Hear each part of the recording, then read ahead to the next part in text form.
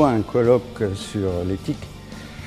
Tout simplement parce que c'est quelque chose qui aujourd'hui impacte l'ensemble des entreprises et qui est très important dans la définition de ce qu'on appelle l'environnement de contrôle. Le terme éthique est encore mal défini et donc mal appréhendé par les grands groupes français. Il est souvent associé à la fraude, à la politique sociale par exemple, au respect de l'environnement ou encore à la conformité avec la réglementation. Des dimensions qui sont gérées souvent en silo et qui donc ne permettent pas à l'entreprise d'obtenir une vision d'ensemble de son risque éthique. Or, c'est cette vision qui est essentielle pour que l'entreprise puisse définir sa stratégie. La loi ne sanctionne pas l'absence de dispositifs éthiques. Par contre, la présence de dispositifs éthiques permet à la fois de sensibiliser les salariés de l'entreprise et les intervenants de l'entreprise à l'existence de l'éthique, et elle permet également, d'une façon plus concrète, de consolider sa défense en cas d'action en justice sur la base d'une violation de l'éthique.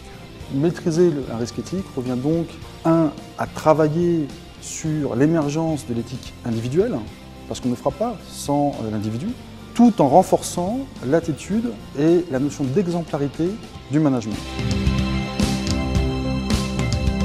Alors, l'analyse que nous avons menée sur la communication des groupes du CAC 40 montre que en fait, ces groupes ont en communication au moins des pratiques tout à fait honorables et relativement tournées vers l'international, puisque en fait, 100% de l'échantillon mentionne l'éthique soit dans leur rapport annuel, soit dans leur rapport RSE, soit dans les deux, et que 99%, c'est-à-dire 39 groupes sur 40, font référence au-delà de leurs valeurs propres au Global Compact. Caroline de la Marnière et Dominique de la Garandrie nous l'ont rappelé ce matin. L'exigence éthique qui est déjà présente va se renforcer pour devenir en fait critique.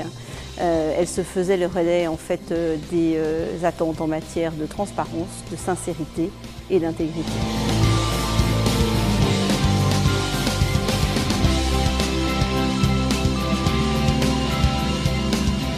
Les temps forts de ce colloque sont nombreux. En fait, le colloque a été très riche, très dense.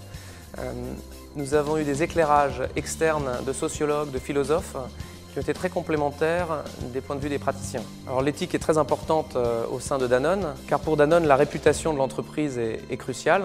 Et par ailleurs, le programme de développement durable, dans lequel s'intègre toute la dimension éthique, est une ambition très forte et très ancienne de Danone.